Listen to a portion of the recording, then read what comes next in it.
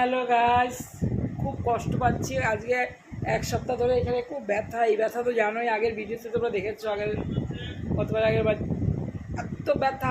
হাত ভেঙেছে তখন, বাঁ হাত ভেঙেছে তখন ডান হাতে এরকম ব্যথা হয়নি ভাগ্যিস, কারণ ডান হাতে সব করতাম। তার মধ্যে যে বাবা খুব তাড়া দিয়েছে খাওয়ার জন্য, সেই দেখো 3টে আঙুলে ছ্যাঁক লেগে গরম খুন্তি কী অবস্থা। এই দেখো আঙুলটা খোলা আছে, বুঝতে পারছো কি জানি না, জাস্ট শশাটা পড়েনি গরম। এই ব্যথাতে আজকে ব্যাগটা বেঁধেছি। ভাই সবসময় বলে বাঁধলে কি আর এই হাতে কাজ করে, কিন্তু দেখছি আজকে আর পাচ্ছি না, জল বেরিয়ে আছে, নাড়াতে পারছি না, এই চোলটা এত ব্যথা। তাই রান্নাবান্না করলাম কষ্ট করে, হাত দিয়ে খুন্তি নাড়বো তাও অসুবিধা, যেহেতু আঙুলগুলো আমার ঠিকমতো এই যে ঠিক হয় না, এরকম মুঠ হয় না, এই যে এরকম হয় না, বুঝতেই পারছো।